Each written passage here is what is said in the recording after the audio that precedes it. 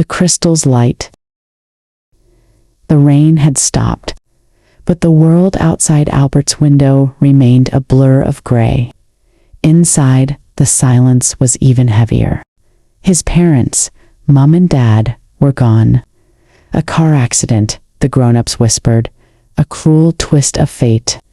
At 12 years old, Albert understood the words, but his heart refused to grasp their full weight.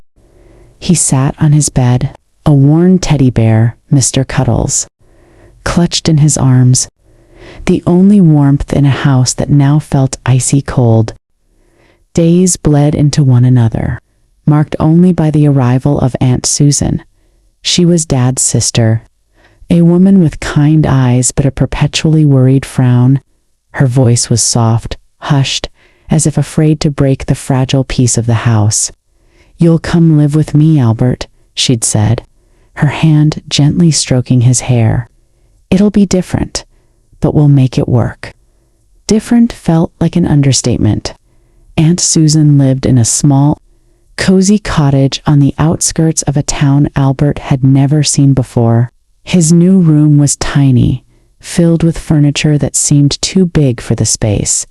His few belongings, packed hastily by Aunt Susan, felt alien in the unfamiliar. He missed his old room, the posters on the wall, the scent of his parents' presence. Sleep refused to come easily. Starting at a new school was a fresh wave of anxiety. Everyone knew everyone else, it seemed, and Albert felt like an outsider, a ghost wandering the crowded hallways. The teachers were kind, but their pitying glances only made him feel more isolated. He ate lunch alone, watching other kids laugh and joke, a pang of loneliness sharper than any hunger. One afternoon, while exploring Aunt Susan's dusty attic, Albert stumbled upon a large leather-bound book. It was old, its pages yellowed and brittle, filled with intricate drawings of constellations and strange, swirling symbols. It was unlike anything he had ever seen, and for the first time in weeks, a flicker of curiosity, a tiny spark of interest, ignited within him. The book wasn't just a collection of drawings. It was a journal, written in elegant, flowing script. Albert, intrigued, spent hours deciphering the cursive, discovering it belonged to someone named Ilara. The entries spoke of stars, of ancient myths, and of a hidden starstone that was said to grant wishes. It felt like a secret, a magical whisper in his otherwise mundane new life.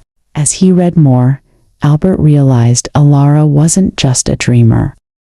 She was an astronomer, an adventurer, who believed in the magic of the cosmos. Her last entry spoke of a celestial alignment and a specific date. Only a few months away, she wrote about the starstone being a conduit to understanding the universe, not just for wishes, but for wisdom. Unable to keep his discovery to himself, Albert hesitantly showed the journal to Aunt Susan. To his surprise, she didn't dismiss it as childish fantasy. Her eyes, usually clouded with worry, sparkled with an almost forgotten wonder. "Ilara was my great-aunt," she confessed, her voice hushed. "She was quite eccentric, but brilliant." Aunt Susan revealed that Ilara had left behind a series of riddles, hidden throughout the house, leading to something special. Albert felt a surge of excitement he hadn't experienced in months. This wasn't just a book. It was a treasure hunt, a link to a past he never knew existed. Their first clue was tucked inside a forgotten teacup on the mantelpiece.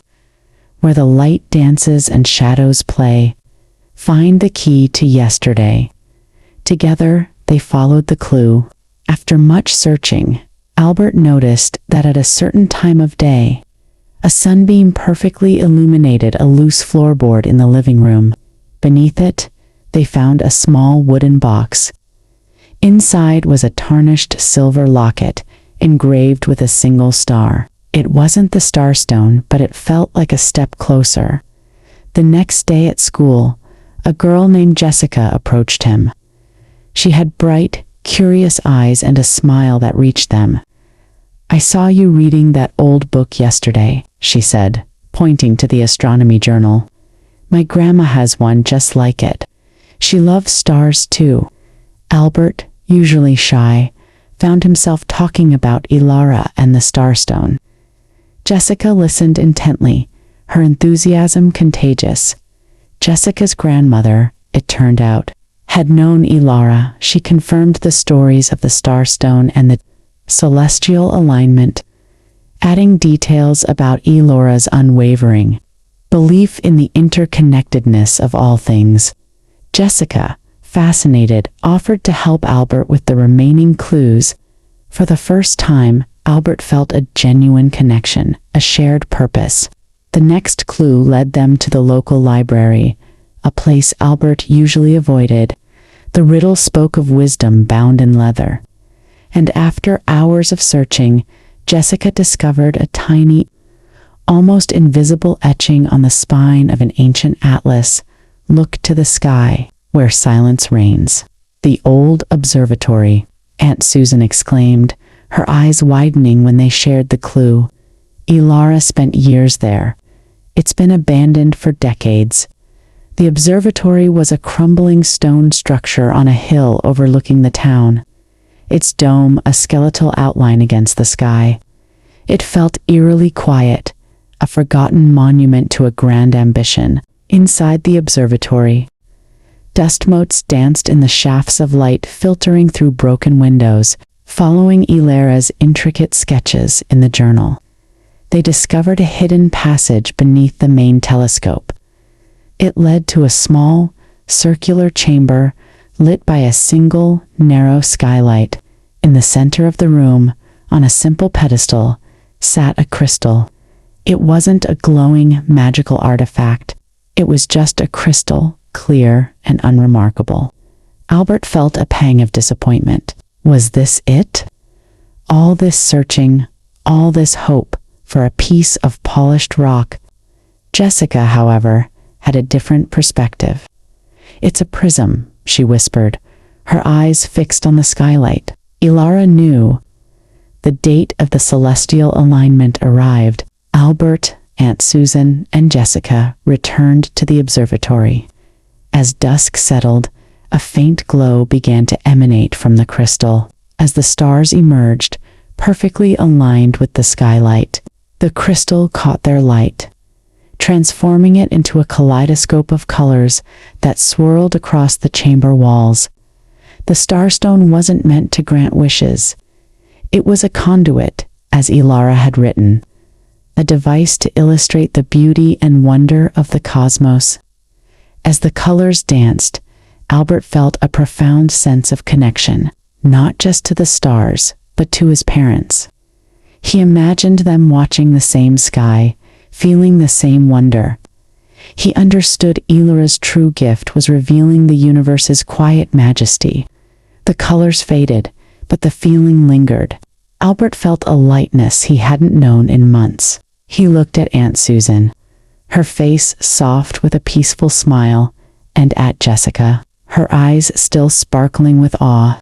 He realized he wasn't alone. He had family and a new friend who understood his quiet fascination. He had found a new kind of magic, a deeper connection to the world around him. Life wasn't magically perfect, but it was filled with quiet joy. Albert continued to explore astronomy with Jessica, their shared passion blossoming into a strong friendship. Aunt Susan, inspired by Ilara's legacy, transformed the old observatory into a community stargazing center, a place where everyone could experience the wonder Albert had discovered under the vast, twinkling canvas of the night sky. Albert felt his parents' presence not as a void, but as a comforting light guiding his way, a reminder that even in loss, there is always new light to be found. He was a stargazer, and his future, like the endless cosmos, was full of bright possibilities. Subscribe now to join our community and stay motivated.